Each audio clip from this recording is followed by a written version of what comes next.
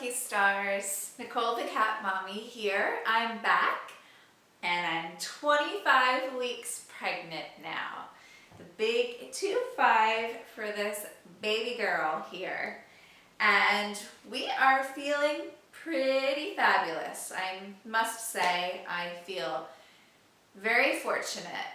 During my first trimester, I went through a bout of what's called hyperemesis gravidarum, which is the severe form of morning sickness where you pretty much can't keep anything down, even the most simple, bland solids of bread, mashed potatoes, rice, pretty much everything was coming back up.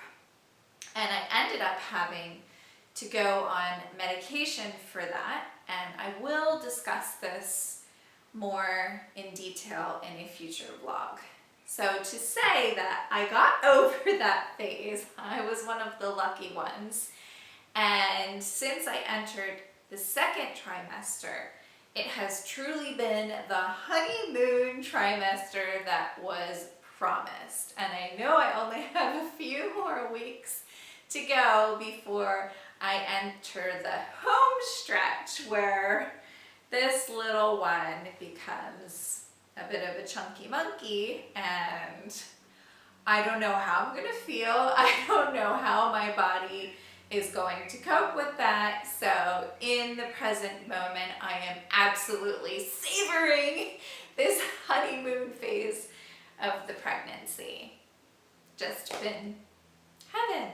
I'm a bit tired today. I just have been a bit tired the last couple days. I don't think it's so much to do with pregnancy, but more just having too short of a night of sleep. Now, my sleep does get interrupted by constant bathroom trips, but that's nothing new for me because even before the pregnancy, for I would say 7 years prior, I had been struggling with an overactive bladder already.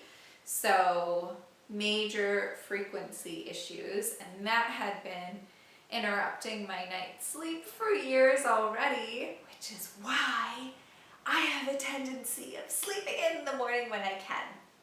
And I've been really lucky that I've been able to do that with my work schedule over the years, and pretty much since I've been here in Australia, I have not had too much gainful employment at all. I've been minimally employed. I have tried to find multiple positions that are related to my background, experience, or at least what I'm interested in, but not too much has panned out, which is why I said take this opportunity to finally fulfill my lifetime dream of becoming a published writer, and I feel like I'm on my way to doing that. So in terms of my schedule, I'm quite free. I plan my day basically as I want. I manage to keep myself busy with taking care of the home, working on writing related projects, promoting my very small, very young and budding editing, content writing business, doing lots of baby related research, playing with my quiche, my cat, of course, and then just enjoying myself, enjoying the moment. So I can afford to sleep in, and I generally do until about 10. I try sometimes to get up a bit earlier than that, especially if I have a full day on my plate, or if I absolutely have to do that for an appointment or such. I make it happen. But because of so many interrupted nights with pee trips, I like to milk my sleep-ins as much as possible.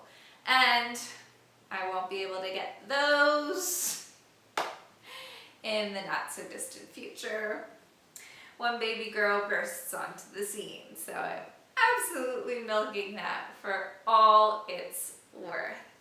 It's been a bit of a hectic week, at least for me, in a good way, in constructive ways, having positive pots boiling. I can also proudly say that I officially submitted my manuscript for my novel to China and back to a small Aussie publishing house.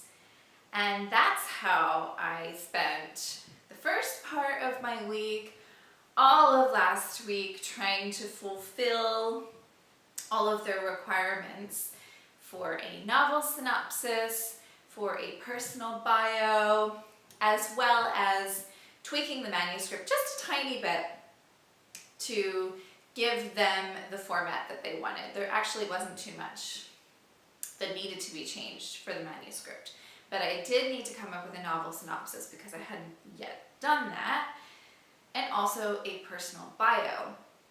Now, for that, I actually don't have any published work to date, so I couldn't give them any illustrious records of my history in publishing, but they said they wanted some color on me, and I definitely believe I met that bill.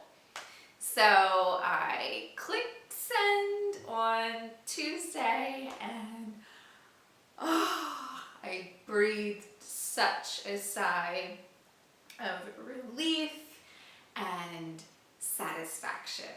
And I immediately received a confirmation email, so I know they got everything.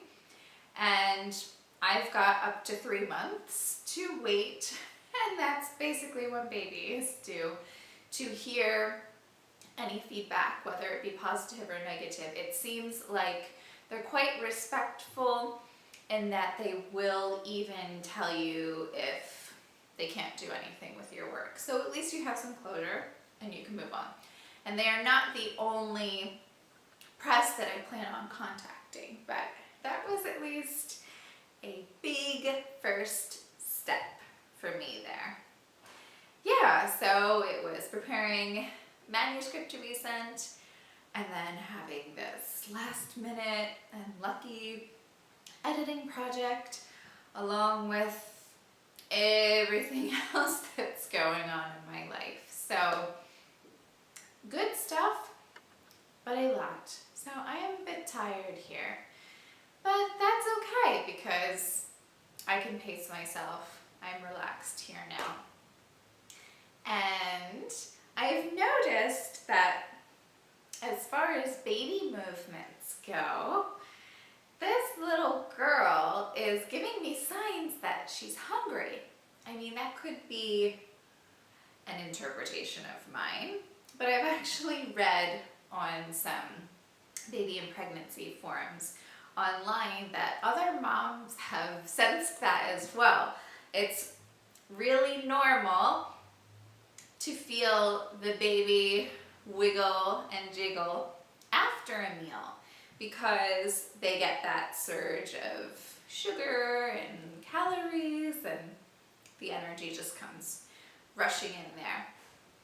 But over the past week, I've started feeling her approaching usual meal times and around when I'm starting to get hungry, not necessarily to the point of tummy rumbling, but I'm building up an appetite, and it's like she's knocking and saying, "Feed me, mommy, I'm hungry, give me the good stuff." Yeah, and then when I give her what she seems to like most, her favorite dishes, she just has a party in there. Last night I made, it's kind of ramen, but not in a pack with the MSG flavoring or anything, more rice vermicelli noodles and this canned mock meat. It's mock abalone, one of my favorites. Really not not the healthiest or the freshest thing, but I like it. I threw that over top. Some soy sauce, some rice vinegar, some chili vinegar paste. It's called sambal oelek.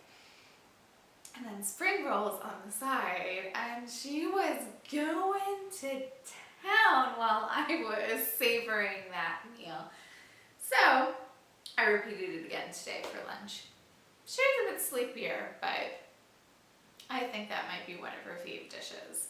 I enjoy it myself, so that helps. Yeah, ooh, next week I can update you because I'll be 26 weeks and I have to go to the hospital to get my glucose tolerance test. Dun dun dun. Cross your fingers for me. I have a couple of family members who were pregnant recently and ended up having pre-gestational diabetes. And I mean, I don't think I'm going to, but to be honest, you just never know.